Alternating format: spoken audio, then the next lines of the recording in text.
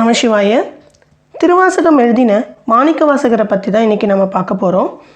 மாணிக்கவாசகர் பிறந்த ஊர் திருவாதவூர், மதுரையில் இருக்கிற வாதவூர் தான் அது. அவருடைய இயற்பெயர் வாதவூரன்.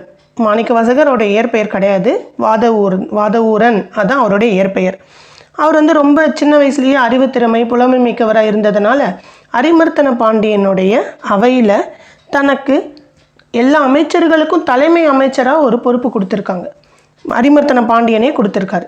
அதோடு இல்லாமல் அவருக்கு பிரம்மராயன் அப்படின்ற சிறப்பு பட்டமும் கொடுத்துருக்காங்க.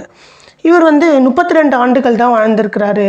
இவர் எப்படி வாதவூர்லேருந்து திருப்பெருந்துறை போகிறாரு, அதெல்லாம் நெக்ஸ்ட் ஷார்ட்டில் பார்க்கலாம். இப்போ இவருக்கு மாணிக்கவாசகர் அப்படின்ற பெயர் எப்படி வந்ததுன்றதை இப்போ பார்க்கலாம்.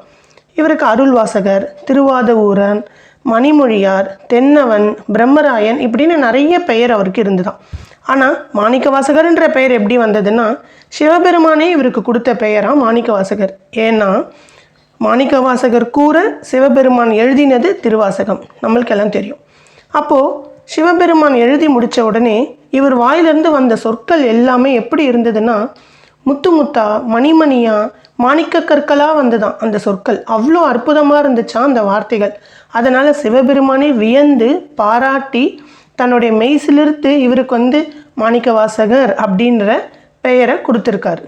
அதனால தான் திருவாசகத்திற்கு உருகார், உருவாசகத்திற்கும் உருகார் அப்படின்னு சொல்லுவாங்க போல இருக்கு. ஏன்னா சிவபெருமானே உருகினது இல்லையா அந்த வாசகம், அதனால தான். தேங்க்யூ.